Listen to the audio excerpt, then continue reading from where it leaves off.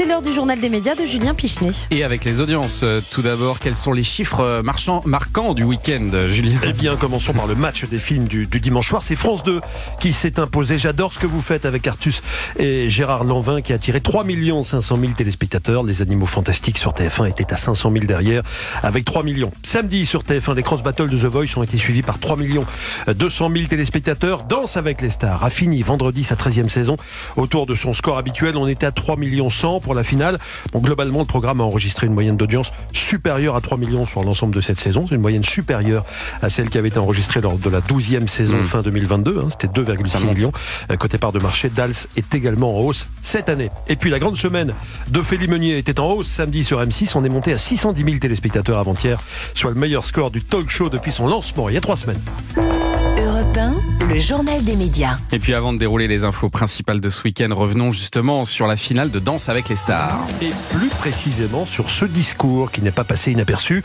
Vendredi soir, 22h25, Inès Reg et son partenaire Christophe Licata sont éliminés de la compétition au port de la finale. Ils terminent 3e. L'animateur Camille Combal demande alors à Inès Reg ce qu'elle ressent.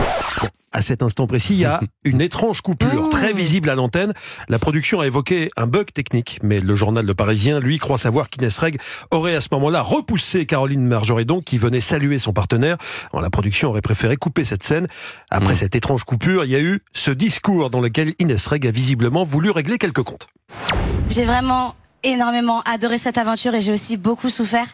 Et on a fait de moi ce qu'on a appelé un produit TF1 et on a dit que oui, t'inquiète, c'est sûr, elle a gagné. Je suis officiellement pas un produit TF1. Et les gars, j'ai pas triché. J'ai perdu la tête haute. Je ne suis officiellement pas un produit TF1, phrase assez étrange que Inès Reg, qu'on le retrouvera tout de même, produit ou pas, à partir de vendredi dans Masked Singer. Elle tournera aussi début juin un téléfilm pour la première chaîne. Toujours selon le Parisien, Inès Reg serait pas allée féliciter la vainqueur, Natacha Saint-Pierre, à l'issue de la soirée. Bon, on va pas revenir sur la brouille qui est lors de cette saison. Elle était en rage, elle ne voulait parler à personne et personne ne voulait la voir, a indiqué un témoin cité par le Parisien. Et puis toujours concernant Danse avec les stars, l'humoriste Artus s'en prend à ce programme.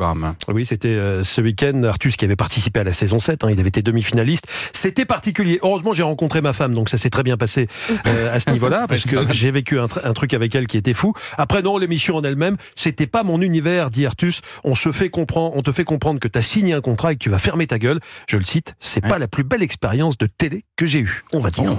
Dites donc, que de polémique autour de Dals. Et puis, on connaît désormais le successeur de Jarry, c'est Cyril Ferraud qui présentera Tout le monde veut prendre sa place à la rentrée.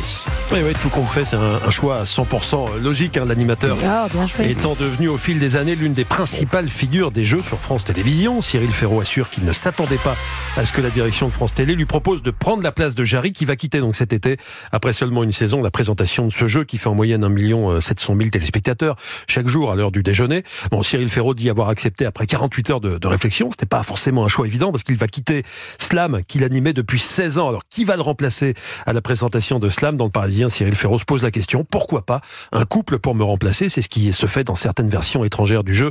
Bon, Cyril Ferraud continuera en revanche d'animer 100% logique, The Floor, la carte au trésor ou le grand concours des régions. Je ne sais pas si j'ai tout cité. Il va être bien occupé, Cyril Ferraud, l'année prochaine. Et puis Christophe de Chavannes, lui, s'en prend à cette rumeur selon laquelle il arrêterait Quelle époque à l'issue de la saison. Oui, la semaine dernière, Télé Loisirs avançait que Christophe de Chavannes, présent tous les samedis soirs sur France 2, sur le plateau de Quelle époque aux côtés de Léa Salamé, était loin de voir son contrat renouvelé à la rentrée. Télé Loisirs ajoutant même que De Chavannes était ingérable en coulisses et qu'il agacerait les équipes de France Télévisions.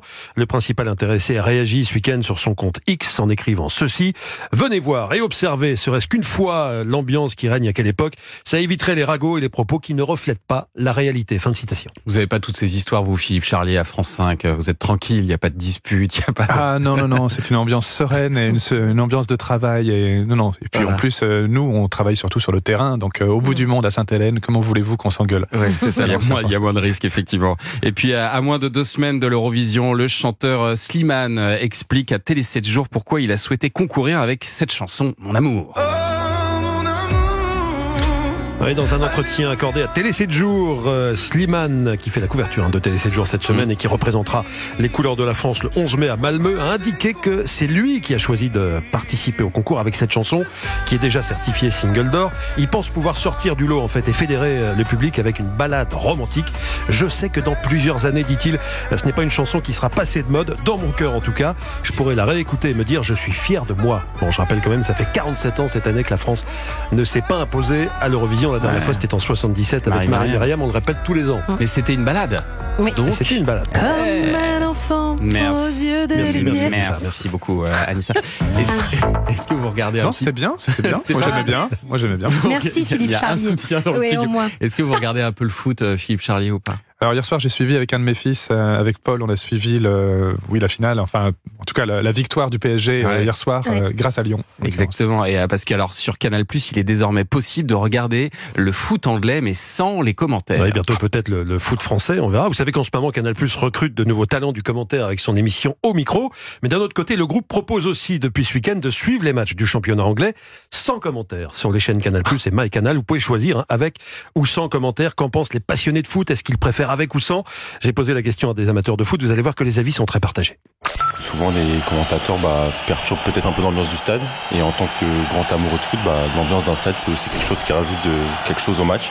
Et avoir cette ambiance-là comme si on y était, pour moi, c'est positif. Pour moi, ça permet de vivre le moment et ce que vivent les joueurs aussi avec les bruits d'ambiance, le public, la pression, sans forcément avoir à se déplacer dans le stade. Je préfère regarder avec commentaires, ça rajoute forcément quelque chose dans le match. Je dois dire qu'il y a certains commentaires qui nous restent dans la tête, qui font qu'on se rappelle de ces matchs-là, justement à cause du commentateur. La voix des commentateurs, elle montre vraiment l'effervescence qu'il y a dans le stade. On se souvient des fameux mots pour Zidane en 98. Il peut y avoir des expressions un petit peu légendaires, donc je trouve que c'est dommage de les enlever. Bien sûr, je pourrais pas. Si les commentaires n'existaient pas, on n'aurait pas entendu Thierry Roland dire après avoir vu ça, on peut mourir tranquille. Oui. En 98, mais on peut. Thierry Gélardi qui disait pas ça, Zizou, pas maintenant, oui, pas après tout ce que tu as 2006, fait. Évidemment. Bon, c'est à vous de voir, ou plutôt c'est à vous de décider si vous ne voulez pas les entendre. On verra si ça marche ou pas, et si ça se propage, si ça s'étend à d'autres championnats. Nous, on souhaite continuer à vous entendre chaque matin dans Culture Média. Julien, merci beaucoup pour ce journal des médias dont toutes les infos sont à retrouver dans notre newsletter média. Inscription gratuite sur europe1.fr.